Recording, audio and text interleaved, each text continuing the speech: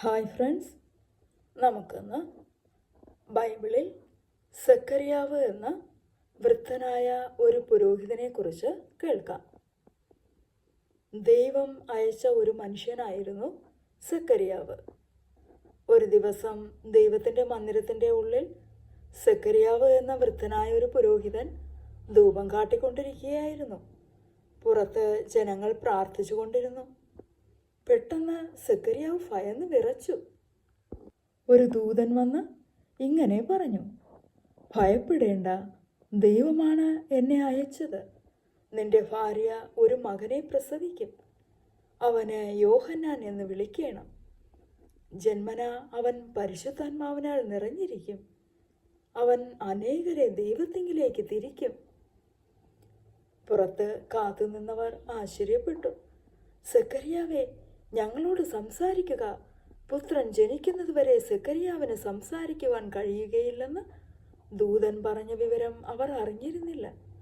ദൈവം നൽകിയ ദൂത് സെക്കറിയാവ് വിശ്വസിക്കാതിരുന്നത് കൊണ്ടാണ് അങ്ങനെ സംഭവിച്ചത്. തൻ്റെ ഭാര്യ വൃദ്ധയായതുകൊണ്ട് എങ്ങനെ ഒരു മകൻ ജനിക്കുമെന്ന് അദ്ദേഹം ചിന്തിച്ചുപോയി.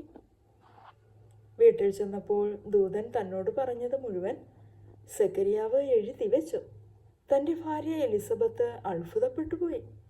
അവർ ഒരു കുട്ടിക്ക് വേണ്ടി എപ്പോഴും പ്രാർത്ഥിക്കുമായിരുന്നു. ഇത് ഇപ്പോൾ സാധ്യമാകുമോ? പെട്ടെന്ന് തന്നെ എലിസബത്തിന് മനസ്സിലായി, ഒരു കുട്ടി ജനിക്കുവാൻ പോകുന്നു. അവൾ ദൈവത്തെ സ്തുതിച്ചു. ഒരു ദിവസം എലിസബത്തിൻ്റെ കസിൻ മറിയ വീട്ടിൽ വന്നു. മറിയയും ഒരു അമ്മയാകാൻ പോവുകയാണ്. മറിയ വന്നപ്പോൾ തൻ്റെ വയറ്റിൽ കുട്ടി തുള്ളിച്ചാടുന്നത് എലിസബത്ത് അറിഞ്ഞു. എലിസബത്ത് പരിശുദ്ധാത്മാവിനാൽ നിറഞ്ഞു. മറിയയുടെ കുട്ടി കർത്താവായ യേശുക്രിസ്തുവാണെന്ന് എലിസബത്ത് അറിഞ്ഞു. ആ രണ്ട് സ്ത്രീകളും ഒരുമിച്ച് ദൈവത്തെ മഹത്വപ്പെടുത്തി. ദൈവം വാഗ്ദത്തം ചെയ്തിരുന്നത് പോലെ എലിസബത്തിൻ്റെ മകൻ ജനിച്ചു. തൻ്റെ പിതാവിനെ പോലെ അവനെ സെക്കറിയാവ് എന്ന് വിളിക്കുക. മറ്റു പുരോഹിതന്മാർ പറഞ്ഞു. സെക്കറിയാവ് ദൈവത്തിൻ്റെ കൽപ്പന ഓർത്തു. അല്ല, കുട്ടിയുടെ പേര് യോഹന്നാൻ എന്നാണ്. ഈ വാക്കുകൾ സെക്കറിയാവ് എഴുതിയപ്പോൾ അദ്ദേഹത്തിൻ്റെ സംസാരശേഷി തിരികെ വന്നു. പിന്നെ അദ്ദേഹം ദൈവത്തെ മഹത്വപ്പെടുത്തി. യോഹന്നാൻ വളർന്നപ്പോൾ അദ്ദേഹം ശ്രേഷ്ഠനായ ദൈവ മനുഷ്യനായിരുന്ന ഏലിയാവിനെ പോലെയായി തീർന്നു. അവരെ അനുഗ്രഹിക്കുവാൻ മശിഹ എത്രയും പെട്ടെന്ന് വരുന്നുവെന്ന് യോഹന്നാൻ പറഞ്ഞു. യഹൂദ നേതാക്കന്മാർ യോഹന്നാനെ വെറുത്തു.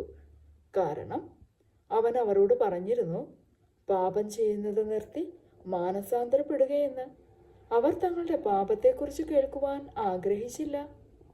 തങ്ങൾ പാപികളായതുകൊണ്ട് മാനസാന്തരപ്പെടുകയും സ്നാനപ്പെടുകയും വേണമെന്ന് പറഞ്ഞ് യോഹന്നാൻ അവരെ വെള്ളത്തിൽ മുക്കിയതുകൊണ്ട് അവർ അവനെ സ്നാപക യോഹന്നാൻ എന്ന് വിളിച്ചു. ഒരു ദിവസം യേശു സ്നാനപ്പെടുവാൻ വേണ്ടി യോഹന്നാൻ്റെ അടുക്കൽ വന്നു. നീ എന്നെയാണ് സ്നാനപ്പെടുത്തേണ്ടത്, യോഹന്നാൻ എതിർത്തു. എന്നാൽ യേശു പറഞ്ഞു, ഇപ്പോൾ സമ്മതിക്കാം. അങ്ങനെ യോഹന്നാൻ യേശുവിനെ സ്നാനപ്പെടുത്തി. യേശുവിൻ്റെ സ്നാനത്തിന് ശേഷം പരിശുദ്ധാത്മാവ് പ്രാവ് എന്ന പോലെ യേശുവിൻ്റെ മേൽ വരുന്നത് യോഹന്നാൻ കണ്ടു. ഇത് ദൈവത്തിൻ്റെ അടയാളമായിരുന്നു. യേശു ദൈവപുത്രൻ എന്ന് യോഹന്നാനെ അറിയാമായിരുന്നു. ലോകത്തിൻ്റെ പാപത്തെ ചുമക്കുന്ന ദൈവത്തിൻ്റെ കുഞ്ഞാട് എന്നാണ് യോഹന്നാൻ യേശുവിനെ വിളിച്ചത്. യോഹന്നാൻ ധാരാളം ജനങ്ങളെ ദൈവത്തിങ്കിലേക്ക് നയിച്ചു. എന്നാൽ ദുഷ്ടനായ ഭരണാധികാരിയായിരുന്ന ഹെരോദാവ് യോഹന്നാനെ ജയിലിൽ അടച്ചു.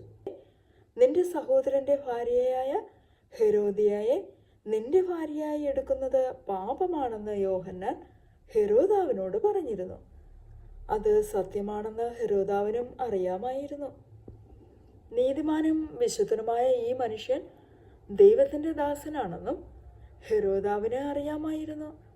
പക്ഷേ പാപം ചെയ്യുന്നത് മതിയാക്കുവാൻ ഹെരോദാവ് താല്പര്യപ്പെട്ടില്ല. ജയിലിൽ പോകേണ്ടി വന്നാൽ പോലും പാപത്തിന് എതിരായി പ്രസംഗിക്കുന്നത് മതിയാക്കുവാൻ യോഹന്നാനും താല്പര്യപ്പെട്ടില്ല. തൻ്റെ ജന്മദിനത്തിൽ ഹെരോദാവ് ഒരു വലിയ വിരുന്നൊരുക്കി. ഹെരോദ്യയുടെ മകൾ നൃത്തം ചെയ്തു. അത് ഹെരോദാവിന് പ്രസാദമായി തോന്നി. നിനക്ക് എന്തു വേണമെങ്കിലും ചോദിക്കാം, രാജ്യത്തിൻ്റെ പകുതിയാണെങ്കിൽ പോലും ചോദിക്കുക, ഞാൻ തരാം. ഹെരോദാവ് അവൾക്ക് വാക്കുകൊടുത്തു. ഞാൻ എന്താണ് ചോദിക്കേണ്ടത് എന്ന് അവൾ ചിന്തിച്ചു.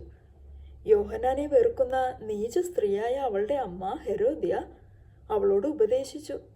എന്താണ് ചോദിക്കേണ്ടത് എന്ന്. അത് ഭയങ്കരമായിരുന്നു.